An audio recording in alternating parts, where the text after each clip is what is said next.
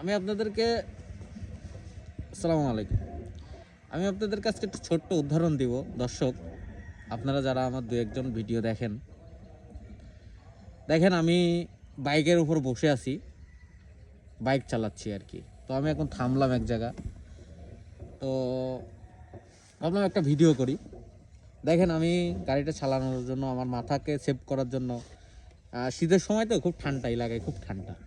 তো মাথায় হেলমেট দিছি, মাথায় একটা টুপি দেওয়া আছে, আবার মাফলার দিয়ে আমার নাক মুখ আমি ঢেকে রাখছি যেন বাতাস না ঢুকে। গাড়ি চালানোর সময় বাতাস আসে, তো বাতাস যেন না ঢুকে।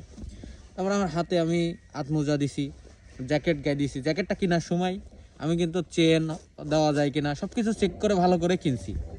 তা আমরা আসলে আমাদের নিজেকে সেভ করতে আমরা আসলে ভালোবাসি না, দেখাইতে ভালোবাসি।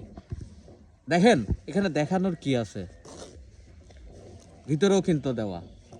আপনারা যারা খুলে রেখে দেখানোর চেষ্টা করেন তাদের উদ্দেশ্যে বলি, বোন সবারই আছে, সবাই সব কথা বলতে পারে না, প্রকাশ করতে পারে না, সবভাবে সব ব্যবহার করতে পারে না, ব্যবহার দিয়ে বুঝাইতে পারে না। তো আল্লাহ আপনাদেরকে হেদায়েত করুক যেন আপনারা এইভাবে দেখানোটা বন্ধ করেন। সমাজে আপনারা কি শিখাইতে চাচ্ছেন, কি দেখাতে চাচ্ছেন, এটা আসলে মাথায় আসে না।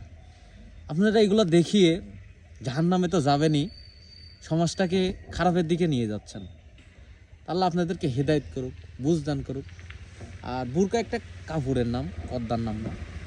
পদ্মা তো পদ্মা, বুরকা পরে সবাই পদ্মা করতে পারে না, এটা হচ্ছে বাস্তব।